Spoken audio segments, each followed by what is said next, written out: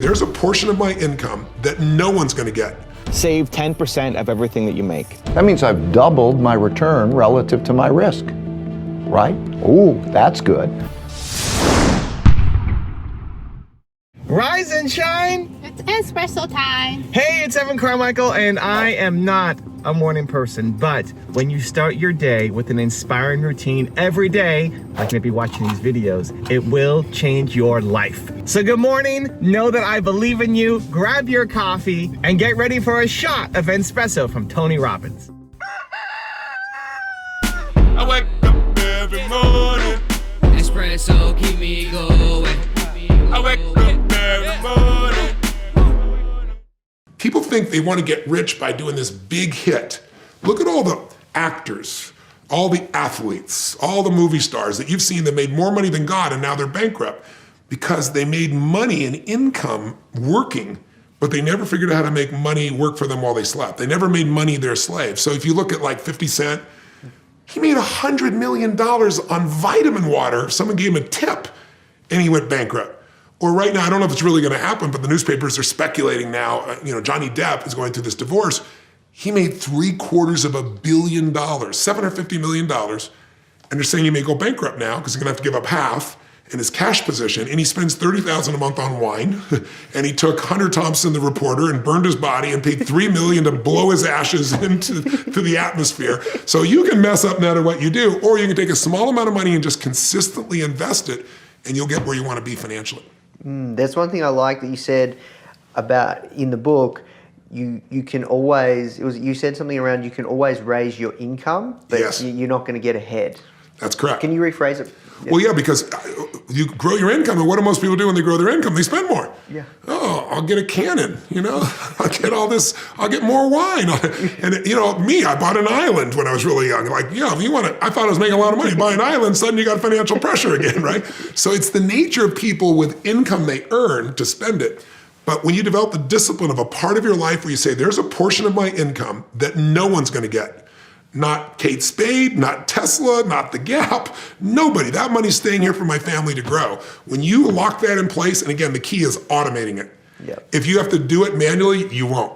But if you never see it, it'll become a pattern and you'll be able to build. And that's really what it's really all about. The richest man in Babylon said, save 10% of everything that you make. So for every 10 coins that you make, save one. And that served him well, and in general, that served me well. It's still something that I actually live by. When Nina and I do our monthly numbers of how much we made, we will save 10% and put it towards different investments that we're making right now. And most of the investments we're making aren't in the business. Most of the investments we're making are into either angel investments that I'm doing or public markets, right? Stocks and index funds. I look at that advice though, and I think when I was getting started, I don't know how much that would serve me, being 100% honest. And this might fly in the face of a lot of typical financial advice, but I think back to when I was first getting started and I was making $300 a month. If I saved $30 out of the $300, I don't know that I am where I am. Every dollar was being stretched as far as I could go, right? I had a $20 or $25 monthly budget to spend hanging out with my friends, to have pizza and beer and whatever. I had to say no to almost everything because I was, too embarrassed and too ashamed to tell my friends that I was struggling. And so that one thing a month that I would do with them meant a lot. And if I had to cancel that out to save it, I feel like I would have quit on the business a lot sooner. I don't know that I stick with the company. Maybe I do, and maybe it all works out. But I remember how every single dollar that came in meant so much, meant so much that I couldn't imagine giving up 10% and just staying with the business. I honestly think I would have quit sooner and gone and got a job. And I think that might be the difference is, well, where are you spending not just your money, but your time? I was spending my time trying to build my company. I was spending my time investing into my future, not just some dead-end job that I hated. I think if you have some crappy job and you're not spending your time doing anything to build a brighter future, then yes, then your money that you're saving helps you build a brighter future. But I think people discount too much the investment of time to become an entrepreneur, and I'm investing more than 10% of my time to try to make this business work. Once I started making some money, then it's a lot easier. It's easier to put 10% of your money away when you're making money.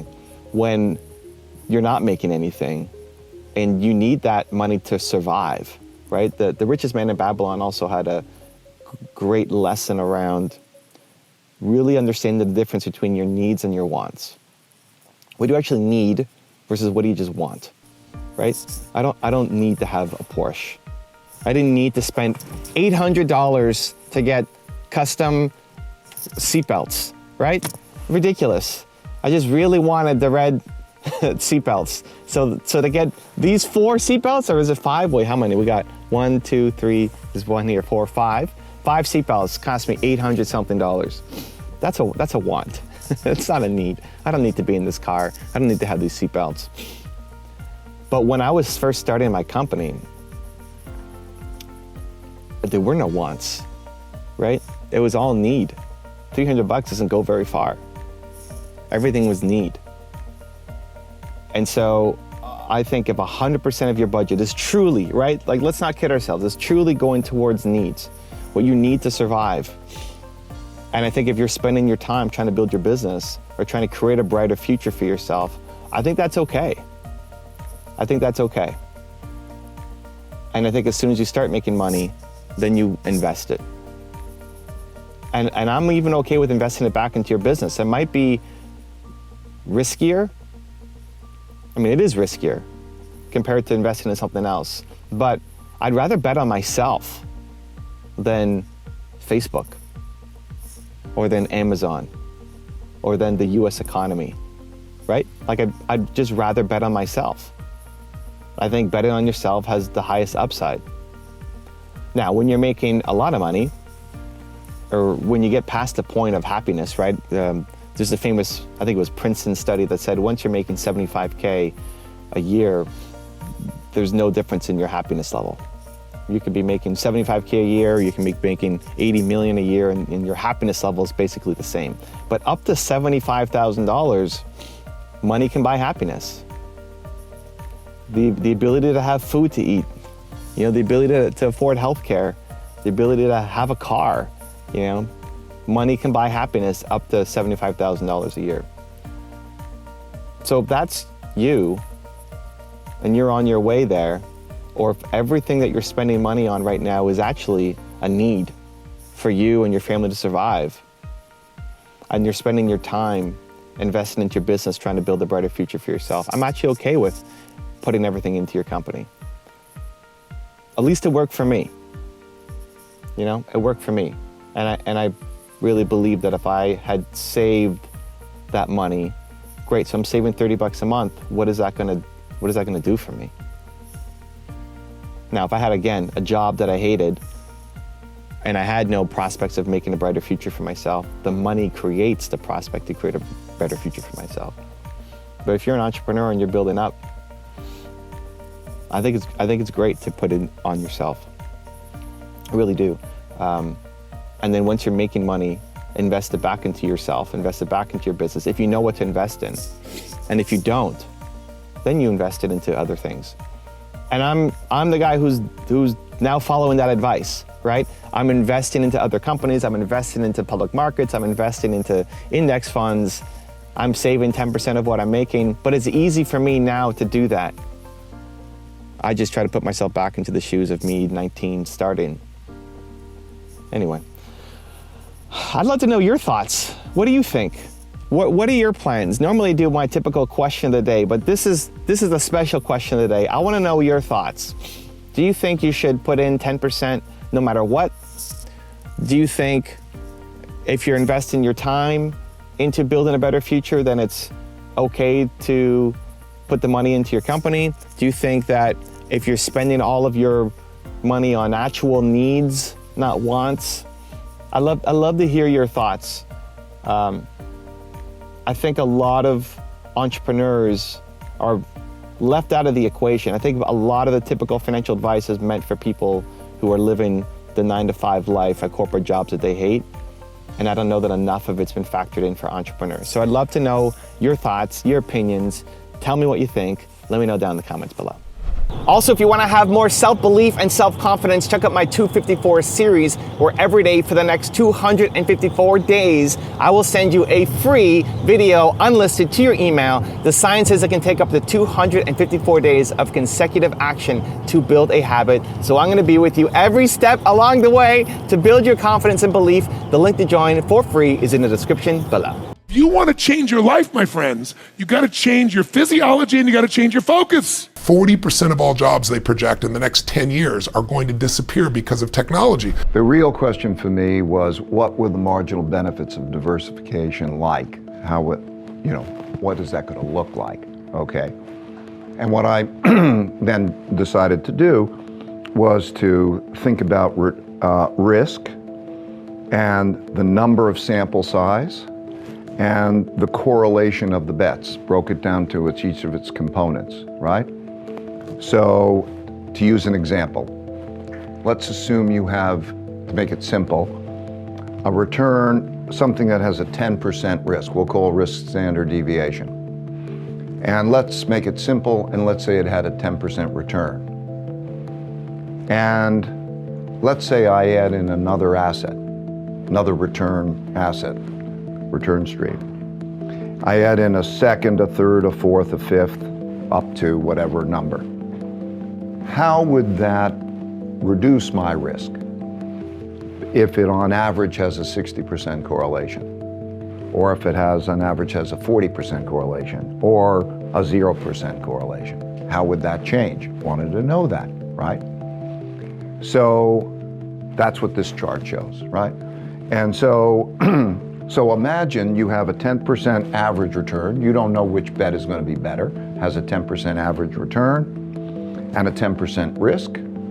And you add in a second and a third and so on. You're not going to lose the 10% because you're still going to have that 10% return, but you're going to then have a reduction, and that's the reduction in risk. And if it has a 60% correlation and you have 3 or 4, you will get a reduction that maybe is about 15%, and you could add in 1,000 if they're 60% correlated, and you're not going to reduce your risk much. Okay, that's important. Now, if I look at that, how that changes according to the levels of the correlation, I start to think, well, what would happen if I added in something that had a 10% correlation, by way of example? Okay, now that's what that line shows. Okay, and it shows how much, okay, at about 7 or 8 or so, I cut my risk in half. That means I've doubled my return relative to my risk, right? Ooh, that's good. So as I go down this, I then start to understand what the power of diversification is in terms of the things that I'm going to look for. So what that taught me is the magic is you only need to do this simple thing. The simple thing is to find 15 or 20 good, uncorrelated return streams. Things that are probably going to make money, but you don't know, but they have a good probability of making money, and that are uncorrelated, that have low correlation. That told me that's what I have to go after, right? That's the key. A lot of people think that the most important thing you could do is find the best investments, okay? That's important, okay, but there is no great one best investment that can compete with something like this. So look at this line. When this comes down, you can improve your return to risk ratio by a factor of 5, right? 5 times the expected return for that unit of risk. You can't pick any investments that are probably, nobody's humanly capable in an efficient market probably to pick investments that are 5 times as good individually, but so that path. So it tells me about the power of diversification and balancing risk. So this is the return to risk ratio that happens for each one of those. You know, like if I can get 0 correlation and I have 15 to 20, I'll have an information ratio, a return to risk ratio of 1.25. That means my probability of losing money in a year is only 11. Okay, as distinct from 40% with any one of us. So that's the power of portfolio construction and the power of diversification, okay? So it tells me what I have to go after. If you want another awesome Tony Robbins video, check it out right there next to me. I think you'll enjoy it. Continue to believe, and I'll see you there. You don't need a lot of money to get really, really wealthy. You need to have a financial plan or you're gonna end up broke. This happens to so many entrepreneurs. If you buy a farm, you go up and look, every couple of weeks to see how far the corn is up,